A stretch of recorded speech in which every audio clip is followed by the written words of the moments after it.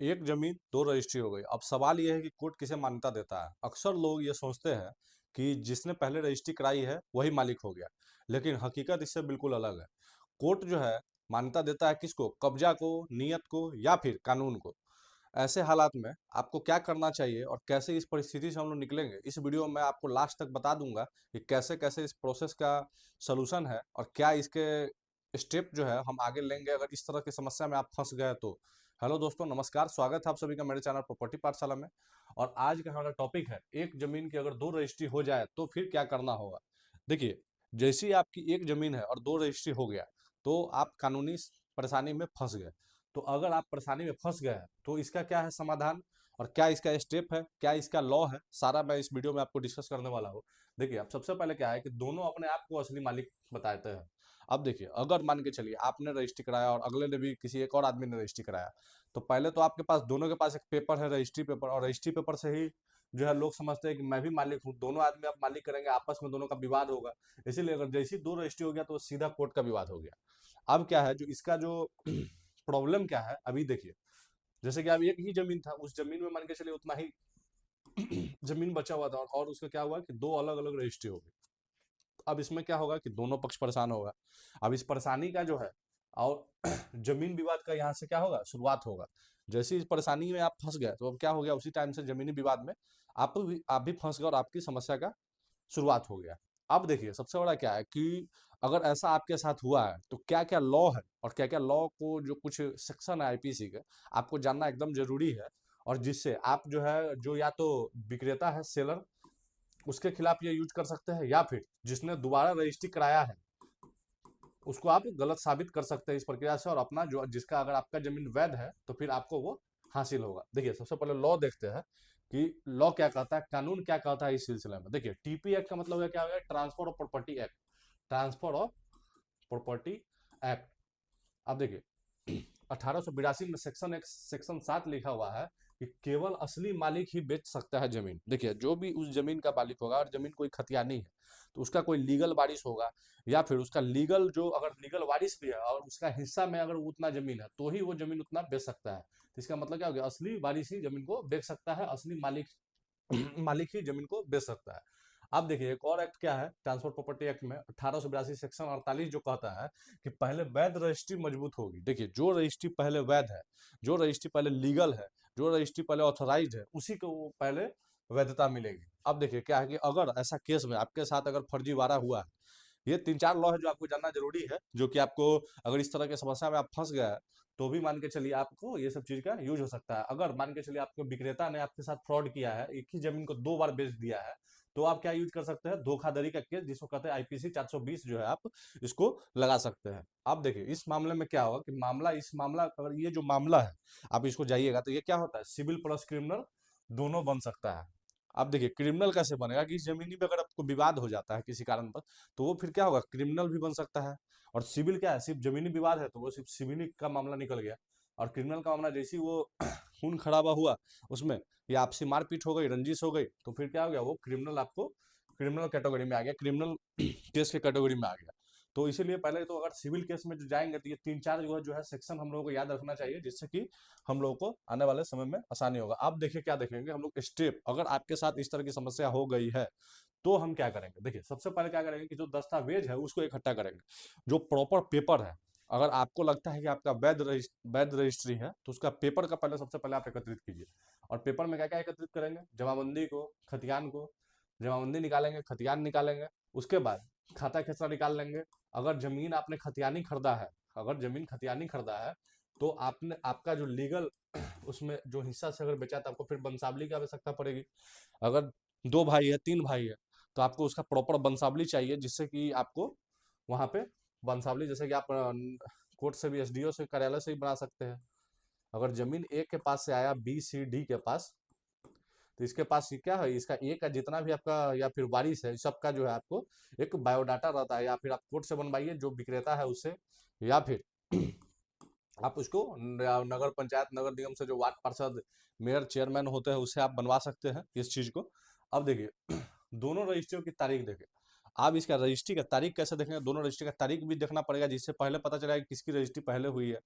तो आप दोनों रजिस्ट्री का तारीख देखने के लिए सबसे पहले क्या होता है कि एक पोर्टल सरकार ने बनाया है, प्रॉपर्टी रजिस्ट्रेशन, पूरा होल ओवर इंडिया में जो है ये लागू है प्रॉपर्टी रजिस्ट्रेशन। और जिस भी स्टेट का है ऑफ, जैसे कि मान के चलिए यूपी का है तो यूपी लिखेंगे, या बिहार का है तो बिहार लिखेंगे, अगर ये झारखंड का होगा तो झारखंड लिखेंगे, राजस्थान का होगा तो राजस्थान लिखेंगे।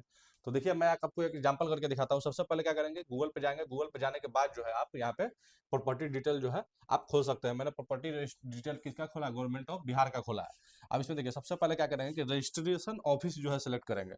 अब देखिए इसमें क्या करेंगे, रजिस्ट्रेशन ऑफिस सिलेक्ट करेंगे। यहाँ पे रजिस्ट्रेशन ऑफिस जहाँ भी आपका होगा वहां से आप उसको क्या कर सकते हैं, सिलेक्ट कर सकते हैं। तो जैसे कि यहाँ पे इस जिला का हम सिलेक्ट करने वाले हैं, सीतामढ़ी का।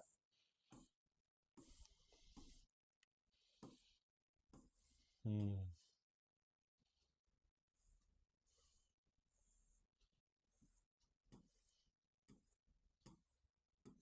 हम्म। यहाँ पे देखिए, अब यहाँ पे मैं खोल रहा हूँ आपको परिहार परिहार परिहार, ये देखिए परिहार को खोला मैंने। अब देखिए यहाँ पे क्या होगा, आपको प्रॉपर्टी लोकेशन आपको फिर यहाँ पे सिलेक्ट करना होगा। और फिर उसका जो है क्या होगा, आपको फिर से वहाँ पे मौजा सर्कल सेलेक्ट करना होगा। सर्कल जो आप सिलेक्ट कर लेंगे तो उसके बाद क्या होगा, आपको फिर यहाँ पे मौजा उसका सिलेक्ट करना होगा। और जैसे ही आप मौजा सेलेक्ट करेंगे तो उसके बाद जो है इस तरह से डिटेल इसका जो जो है उसमें डालेंगे आप।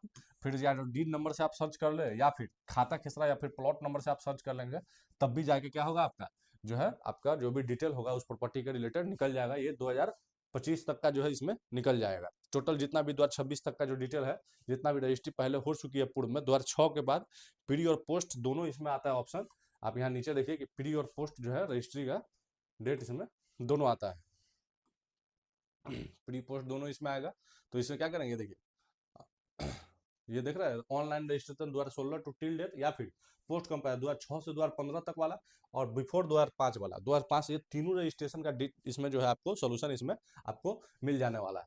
चलिए फिर आते हैं टॉपिक पे आप वापस। अब देखिए, देखिए अगर आप जल्दबाजी नहीं किए तो सही प्रक्रिया सबसे पहले जरूरी है। अगर जल्दबाजी आप नहीं चाहते तो सही प्रक्रिया करना है आपको। पेपर सही, पहले आपको दस्तावेज को एकत्रित करना है, उसके बाद इसका जो जो पेपर है सो निकालना है, और प्रॉपर्टी रजिस्ट्रेशन से उसका डिटेल निकालना है, जिससे आपको तारीख उसका पता चल जाएगा एग्जैक्ट कि कब उसका रजिस्ट्री हुआ था। अब देखिए क्या करेंगे कि चेक कोर्ट क्या देखेगी। सबसे पहले कोर्ट जो है, अगर जमीन के सिलसिले में ऐसा समस्या फंस जाता है कि एक जमीन का दो रजिस्ट्री हो जाता है, एक जमीन का दो रजिस्ट्री मालिक हो गया, दो केवालेदार हो गया मान के चलिए, तो इस केस में क्या करेंगे, कोर्ट क्या देखेगा, सबसे पहले क्या देखेगा कि नक्शा। सबसे पहले नक्शा देखेगा, उसके बाद दाखिल खारिज किसके नाम पे है सो देखेगा, कब्जा किसके पास है सो देखेगा, धोखाधड़ी का सबूत देखेगा। अगर एक मान के चलिए दोनों में से तो दोनों एक जमीन का मालिक तो हो नहीं सकते हैं, तो इसमें किसी न किसी एक किसी ने एक ने जो है क्या किया होगा, गलती किया होगा या फिर फ्रॉड किया होगा। तो फिर एक ही कोई ओरिजिनल मालिक होगा। तो कोई ओरिजिनल मालिक होगा तो कोर्ट क्या करेगा, पहले धोखाधड़ी का सबूत देखेगा कि जिसके साथ धोखाधड़ी हुई है, मान के चलिए एक के साथ धोखाधड़ी हुई है, अनजाने में इसने गलती कर दिया, विक्रेता ने इसे बेवकूफ बना दिया, विक्रेता ने एक ही जमीन को दो बार बेच दिया। तो फिर कोर्ट ये भी देखेगा कि धोखाधड़ी किसके साथ हकीकत में हुआ है, क्योंकि कोर्ट जो है नियत, कब्जा और कानून तीनों देखता है। अब देखिए इसका निष्कर्ष क्या निकलेगा, जिसका सबूत मजबूत होगा वही आगे होगा। आप मान के चलिए जिसका सबूत है, जिस आदमी का विक्रेता है, मान के चलिए क्रेता बी है, और बी का सबूत ज्यादा मजबूत है, तो बी ही कोर्ट केस को क्या करने वाला है, जीतने वाला है। तो इसी तरह से क्या होता है कि नक्शा देखता है सबसे पहले, फिर रसीद देखता है, और किसका कब्जा भी देखता है। तो ये सारे चीज जो है कोर्ट देखता है। तो कुल मिला के इस वीडियो में मैंने आपको बताया है कि रजिस्ट्री दो, एक ही के वाला के दो हो जाए तो लीगल उसका जो बायर होगा वो आपको कोर्ट जो है ये सब चीज आपका जो है चेकआउट करेगा इस पेपर को, और उस पेपर को चेक करने के बाद ही लीगल बायर वो जो है डिसाइड करेगा।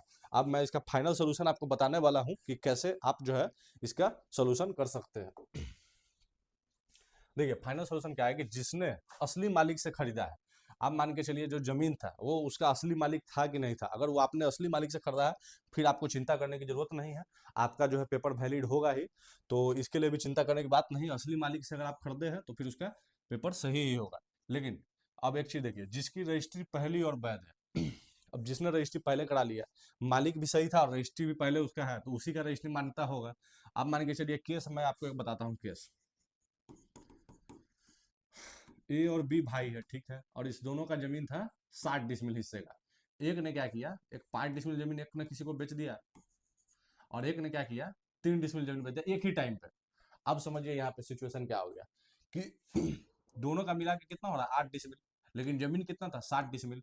अब मान के लिए 5 ने दाखिल खारिज पहले करा लिया, और ये इसके हिस्सा से क्या है, जमीन कम है, इसको होना क्या चाहिए था, ये को बेचना कितना चाहिए था, 4 डिसमिल और 3.5 डिसमिल, सॉरी, क्योंकि ये 3.5 डिसमिल का ही मालिक है, तो ये कितना ज्यादा बेचा है, 1.5 डिसमिल। तो फिर इस केस में क्या होगा कि इसका 3.5 डिसमिल का ही दाखिल खारिज होगा और 3.5 डिसमिल का ही कोर्ट इसको मान्यता देगा हकीकत में।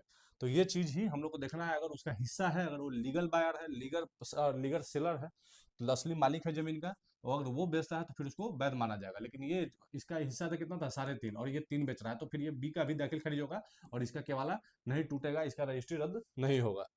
अब देखिए, जिसका टाइटल साफ हो, जिसका मतलब ये बता ना, टाइटल साफ का मतलब क्या हो कि जिसके नाम पे जमीन सही से हो, जो फ्रेश मालिक हो, जो असली मालिक हो, ए या बी, जो भी विक्रेता था उसमें से कोई एक ही मालिक होगा ना, ओरिजिनल।